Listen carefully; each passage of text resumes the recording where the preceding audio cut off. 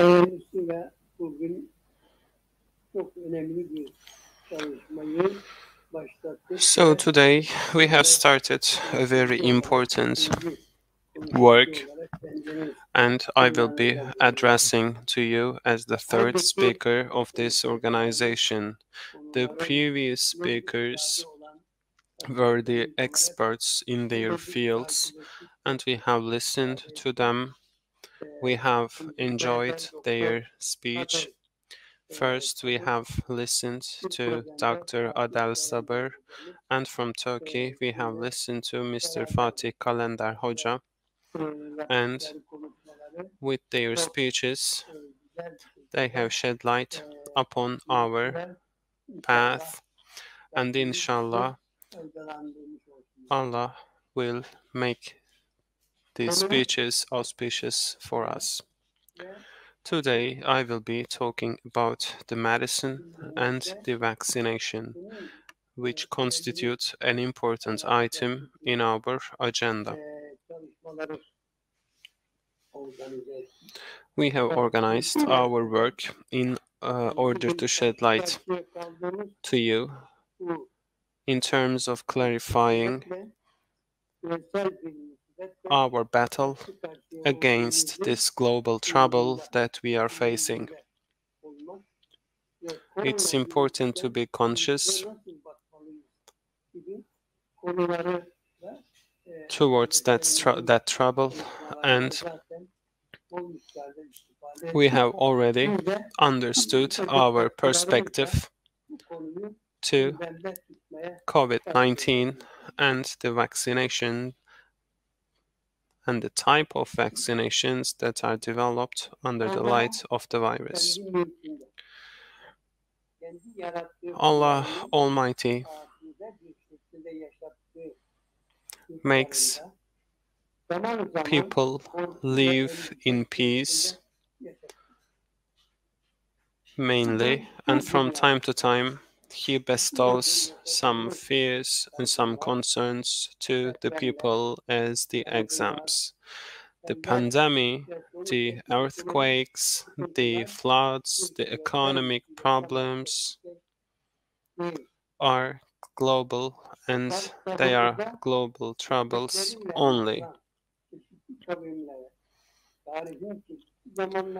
In our book, Quran, we see the examples of different type of troubles and catastrophes that were bestowed upon different tribes in the world. And in Baqarah Surah, in the 5th verse, we learn that Allah the Almighty examines us, tests us with problems, with drought, and with scarcity of the food and the life of people. So the people should be patient for the good news that will be again bestowed by Allah the Almighty. Therefore, the people in the world need to live by taking into consideration some issues that are important for Islam. So let's continue with the verses in the Quran. It says that Allah the Almighty saves people who have faith in Him. If the people go against the power of Allah, will only be tormented. Allah the Almighty sends blood, scarcity, grasshoppers, and drought to the people who deny the existence of the one and only Creator. Today, the trouble that we are facing is caused by a virus. So we have to ask ourselves the question what a virus is. So virus is the term that is frequently used in our daily life. So what is a virus, and How can we understand its definition? The scientists tell us that the virus is a type of organism that needs a host in order to survive. This host can be a human, an animal, or a plant. A virus is an unliving parasite that needs a host to survive. So I would like to underline the part that the virus is unliving. It's a parasite. The reason that a virus is not living, is not alive, because the viruses are incapable of sustaining and maintaining the basic functions of survival on their own, and they need a vessel in order to they need a vessel to attach to in order to survive. The virus cannot stay alive without a vessel, and when they find a vessel, when they find a host, they draw power from their DNA or RNA. When they infect an organism, a living structure, they destroy the fortresses of the proteins in that living host, and they harm the vessel by exploiting the protein resources, by inhabiting the DNA or the RNA of that living organism. So this is how a virus can be defined, and in some resources the virus is defined as the unliving thing that accompanies the living. The virus only has a genetic material, and as I said, it's impossible for them to sustain life without attaching themselves to a living organism. So without a host, the virus can only exist a couple of hours, a maximum a couple of days, without a host. The antibiotics are against bacteria, and they have no effect on viruses. The viruses are very small, and since they have no metabolism on their own, they cannot reproduce without a vessel. They force the vessels that they habit, and they force them to reproduce and create new viruses.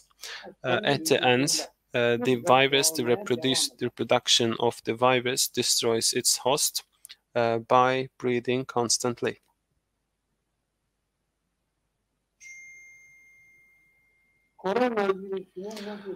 So, what should our perspective be towards COVID-19? So we go back to Quran-ı Kerim. I'd like to quote some verses here.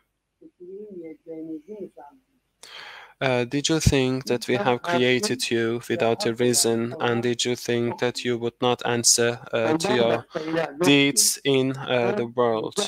Allah is the only God, there is no other God, and all the universe and the living things in that universe have to answer to Him. The people go through tests and examinations in their life. So if they think that they will only live by worshipping, and if they think worshipping is enough, they are wrong. They have always been tested. Before them, their forefathers were tested, and Allah will always make people go through tests so that their true selves will reveal itself, and the ones who commit some bad deeds will not and shall not escape from the judgment of Allah. Allah, of course, punishes people in the world.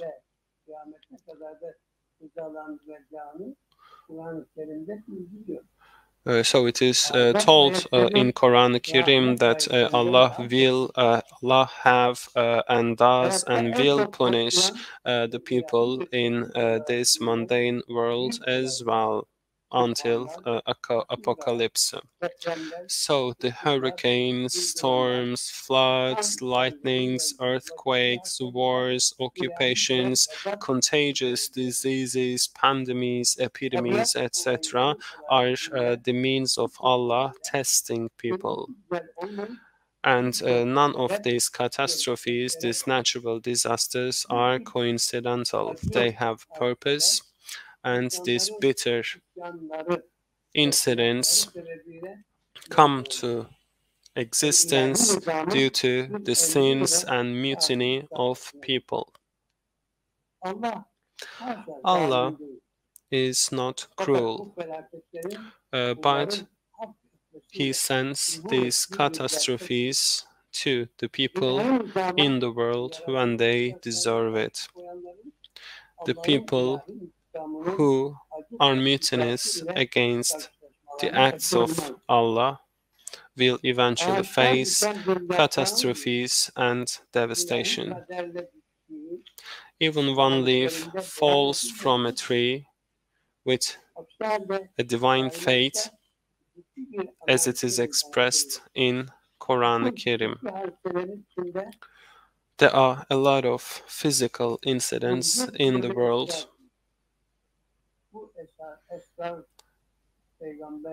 that has the secret and the mystery of the creation of Allah.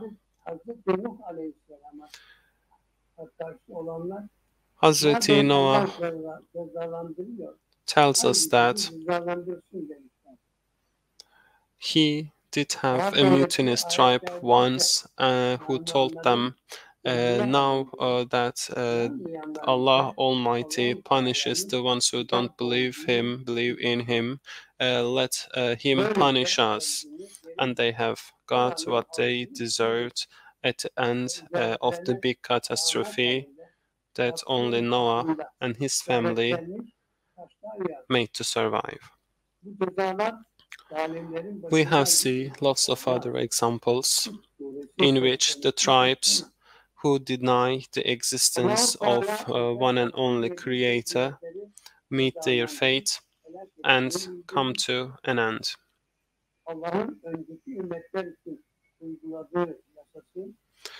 The law of Allah is valid for the current societies of our time as it was valid in those times 1,500 years ago. These punishments, these catastrophes, these troubles may be sent to the societies for which a prophet was sent, or for which no prophet was sent. These problems, these troubles or catastrophes might change in size, and as we see in Quran, this can vary from poverty, drought, and some troubles in daily life and scarcity of food, etc. But it can go up to big and major catastrophes like floods, like tsunamis, and like storms and hurricanes, earthquakes, etc. It can be a minor test, a full devastation. The minor ones can be called as the warnings by God. The major ones can be called as the punishments. It is important to withdraw our lesson from the verses in Quran, and we have to know that the fact that the prophets lived in one society in their time of existence in this world does not mean that that society is superior to others, or there will be no catastrophes that will be sent to that societies. Quran is not only valid for the society in which it was sent. In our case, Quran was sent to the Arabic Peninsula, but Quran is a universal and a timeless book that is, and will be valid in all our times until the eternity. So let's talk about today. Let's talk about the present. We are facing a pandemic during which we are almost scared to breathe. When we face a threat of that kind, we are responsible by taking all the necessary precautions and leave the rest to Allah. Allah tells us that we are entitled and we are responsible for taking all the precautions and for seeking all the solutions. And leave the rest to Him because He will know the best. In this process, we have to pray for our Ummah. In this phase, in this period, we have to take all the precautions, we have to establish all the systems so that we will be spared from any catastrophes that might be bestowed upon us all. Whenever we find the chance, whenever we have the opportunity, we have to use them without rebelling, without being mutinous to Allah. We have to move our faith totally in Allah because, as it is said in Quran, we are tested with drought, with poverty, with scarcity, and with diseases and natural disasters. If you do not withdraw any lessons from these tests, then Allah will not accept you.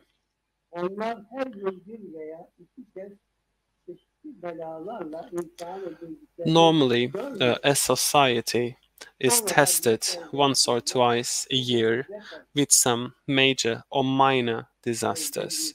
But if they withdraw the lessons, the moral lessons from these punishments and tests, they will be appreciated by Allah. If they do not, then the worst will come to them. Allah says in Quran that if you are seeking help from Allah, be sure that He will be with you. Be patient and pray. These two will save you, because when the prophets in history only prayed and they were patient in order to find solution or consolidation when they lost loved ones and when they had gone through difficult times.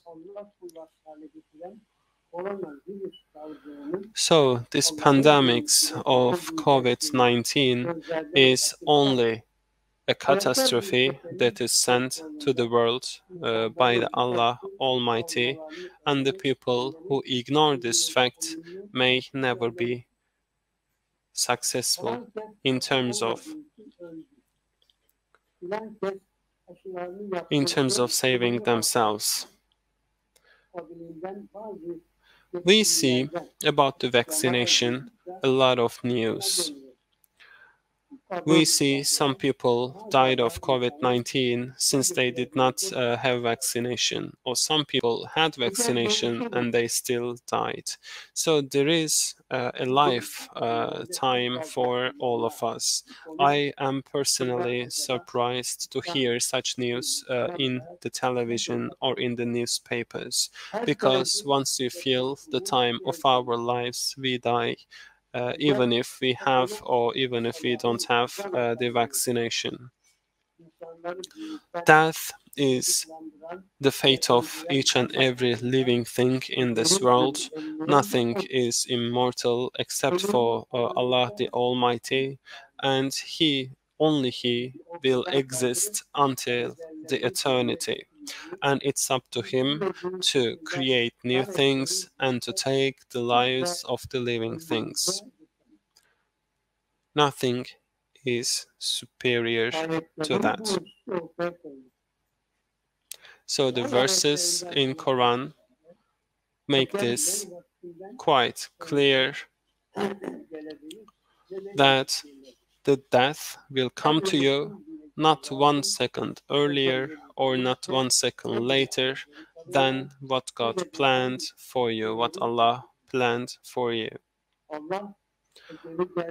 Allah will never delay death for anyone if the time of life is filled by that person. If it's time of death, then we will die because Allah decided so. In our time in this world, we are tested, we fear, we worry, we face disasters, we face problems and troubles apart from happiness and prosperity from time to time. We shall not lose hope, we shall not lose faith, and we shall always pray, we shall always trust in the judgment of Allah. For the ones who deny the existence of the Supreme Creator, they will never prevail. They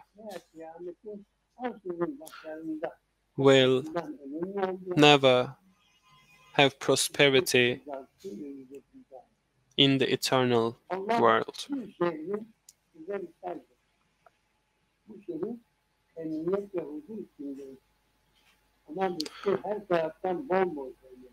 Imagine a city, a prosperous one, food everywhere, fertile lands filled with crops and grains, but the city denies the existence of Allah. Allah would give them scarcity, poverty, drought, and devastation and starvation. Europe and Asia, the non-Muslim countries, have seen the Spanish flu, the swine flu, the bird flu, and now COVID-19 only in the last 100 years.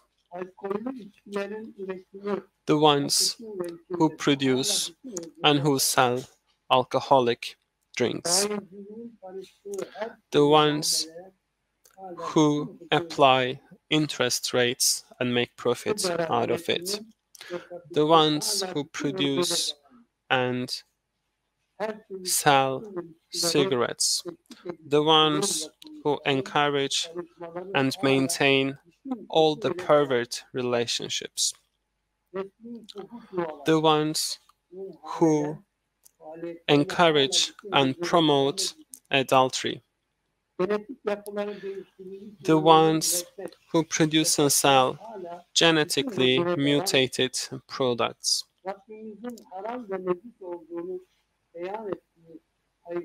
continue in the world without any slowdown in their pace by these states and governments who deny Islam.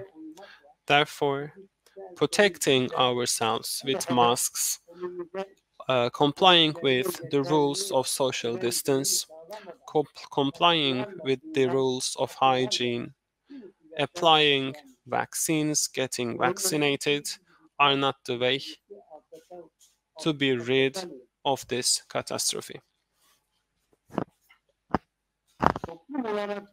As the society, if we are not praying, if we do not put our faith in Allah, if we do not withdraw lessons from this catastrophe, it will never be possible for us to be rid of it. We have to rethink our mistakes. We have to pray for our society, for the Ummah. We have to pioneer for the permanent services for the Muslim society, for the Muslim Ummah. And we have to withdraw lessons from this catastrophe. And if we do not do so, if we put our trust only in the medicine and in the vaccination and in the precautions taken by the governments, then we shall be ready for greater disasters, because it's the only thing that will follow if we do not pray, if we do not correct ourselves, if we do not withdraw lessons. Thank you very much. Elhamdülillahi Rabbil Alemin. I would like to finish my speech by these words. I hope that this organization will be auspicious and prosperous for all of us.